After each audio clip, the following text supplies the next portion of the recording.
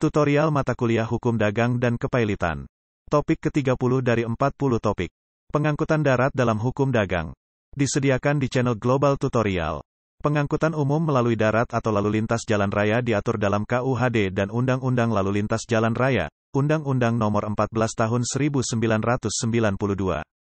Pengangkutan dengan kereta api diatur dalam Undang-Undang Nomor 13 Tahun 1992 tentang Perkeretaapian.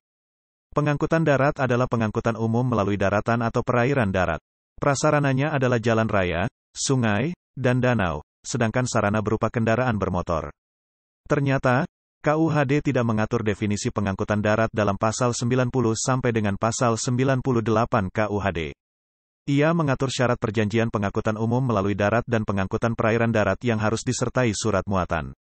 Pasal 90 sampai dengan 98 KUHD ternyata hanya mengatur pengangkutan barang, tidak mengatur pengangkutan orang atau penumpang.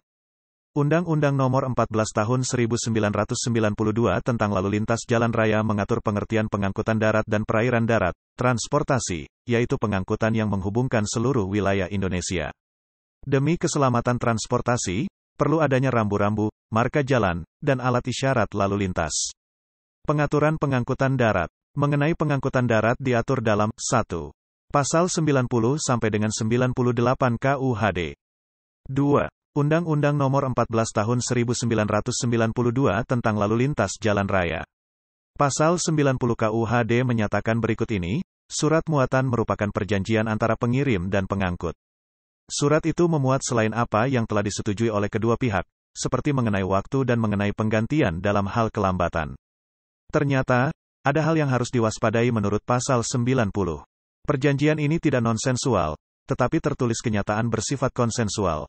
Ini juga dapat lisan atau dengan pembuktian lain, pengakuan saksi dan perkiraan, karena dalam pasal ini tidak mengatur sanksi apabila tanpa surat muatan.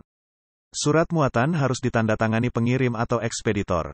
Sementara itu, tanda tangan pengangkut tidak ada sehingga disebut surat keterangan sepihak. Perjanjian menurut pendapat para pakar tentang surat muatan itu disebut sebagai surat pengantar. A. Pendapat Mollengraaf, surat muatan sebagai disebut dalam pasal 90 KUHD merupakan surat pengantar terbuka yang ditujukan kepada alamat. B. Pendapat Pollak, surat muatan beserta barang-barang muatannya sudah diterima dengan baik oleh pengangkut dengan cara menaruhkan tanda tangannya dalam surat muatan itu. Kemudian, barulah surat muatan itu merupakan tanda bukti tentang adanya perjanjian pengangkutan antara pengirim dan pengangkut. Jadi, surat muatan diatur dalam pasal 90 KUHD. Manfaat surat muatan. A. Sebagai tanda bukti.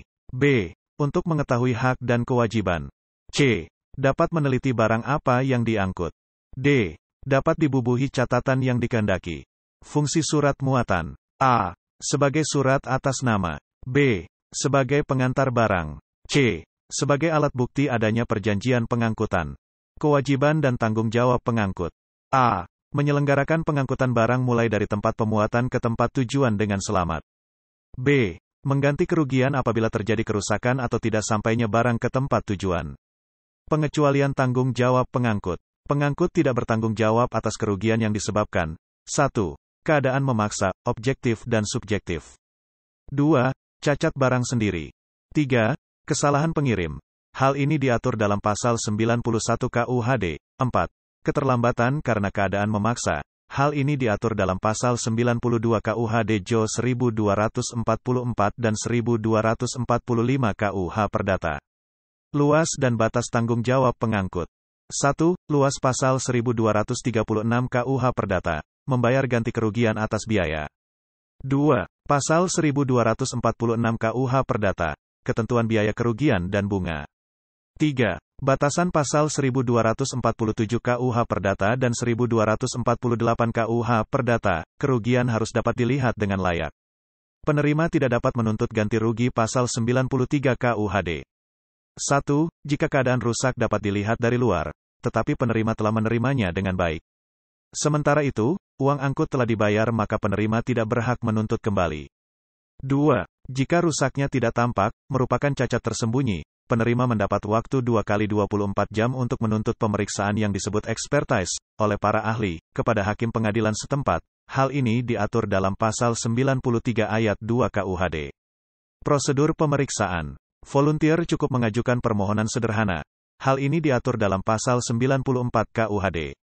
Tujuan pemeriksaan expertise adalah menentukan jenis dan jumlah kerugian. Pemeriksaan expertise tidak perlu apabila nilai barang muatan sangat kecil, dan pengangkut telah mengakui adanya kekurangan. Jangka permohonan hanya 2 kali 24 jam. Tuntutan ganti rugi karena keterlambatan.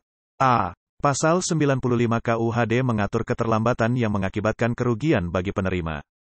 B. Pasal 1365 KUHD mengatur penerima harus dapat membuktikan bahwa perbuatan pengangkut yang menimbulkan kerugian tersebut bersifat melawan hukum.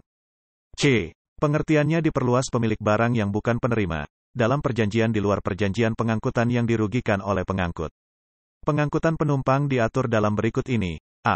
KUH Perdata, KUHD Pasal 521, 533, dan 1367. B. Di luar KUHD, pengangkut kereta api, Peraturan Tahun 1927 Undang-Undang Nomor 3 Tahun 65 dan Undang-Undang Nomor 14 Tahun 1992. C. Dalam gugatan yang didasarkan pada pasal 1365 KUH Perdata, maka penggugat harus mendalilkan bahwa pengangkut melakukan perbuatan melawan hukum. D. Dalam melakukan pengangkutan, apabila dalil tersebut disangkal, penggugat penerima wajib membuktikan. E. Dalam gugatan yang didasarkan pada pasal 1365 KUH Perdata, maka penggugat harus mendalilkan bahwa pengangkut melakukan perbuatan melawan hukum. F. Dalam melakukan pengangkutan, apabila dalil tersebut disangkal, penggugat penerima wajib membuktikannya. G. Pengemudi angkutan penumpang menabrak pohon sehingga penumpang luka-luka sehingga yang bertanggung jawab adalah pengusaha yang menjadi atasan pengemudi tersebut. Beban pembuktian dalam tuntutan. Mengenai ganti kerugian, lihat pasal 522 KUHD. Hal itu dibebankan pada pengangkut karena pengangkut bertanggung jawab terhadap keselamatan penumpang. Contoh, penumpang yang luka mengajukan tuntutan ganti kerugian cukup mendalilkan bahwa dia mendapat luka karena kesalahan pengangkut. Apabila pengangkut membantah, pengangkut yang harus membuktikan bahwa kesalahan tidak ada padanya. Undang-Undang Nomor 14 Tahun 1992 tentang Lalu Lintas Jalan Raya. A. Pengertian. Pengangkutan darat yang termasuk lalu lintas jalan raya adalah pengangkutan yang menggunakan kendaraan bermotor yang melintasi jalan raya. B. Tujuan. 1. Peningkatan lalu lintas, yaitu transportasi yang menghubungkan seluruh wilayah Indonesia. Pasal 6 Undang-Undang Nomor 14 Tahun 1992.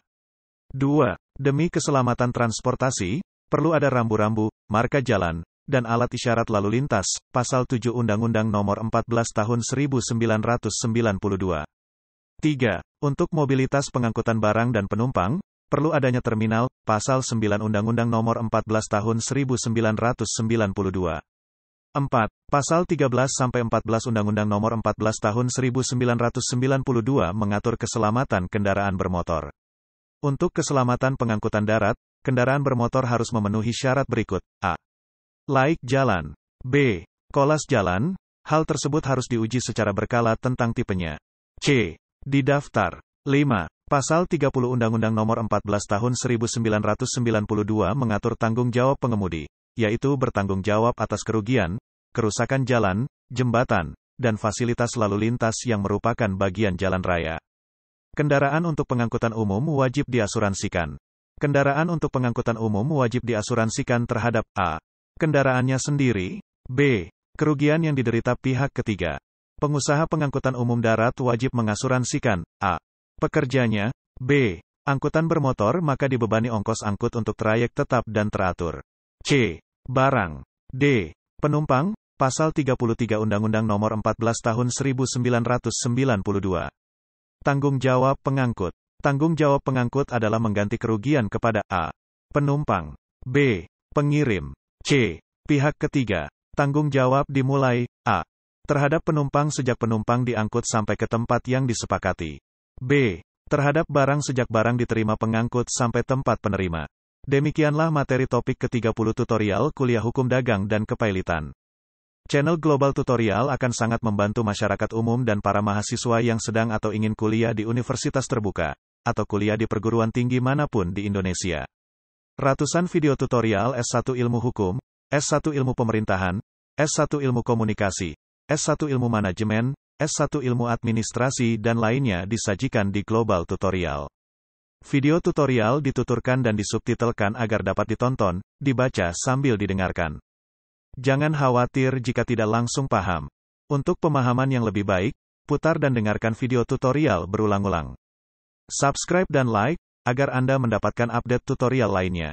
Bagikan juga link video ini, agar teman lain juga mendapatkan manfaat channel ini. Sekian dan terima kasih. Sampai jumpa.